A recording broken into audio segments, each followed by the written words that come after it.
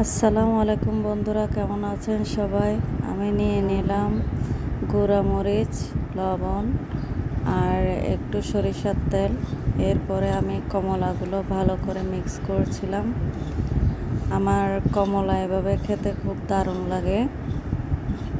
গুঁড়া মরিচ, একটু লবণ আর সরিষার তেল দিয়ে যখন এটাকে মাখাবেন খুবই মজা লাগবে, ফ্লেভারটা খুব ভালো আসে। আমি ছোটোবেলা থেকে কমলা বেশিরভাগ এভাবে খাই, আমার খুব মজা লাগে। আপনাদের কার কার এরকম খেতে মজা লাগে কমেন্টে জানাবেন।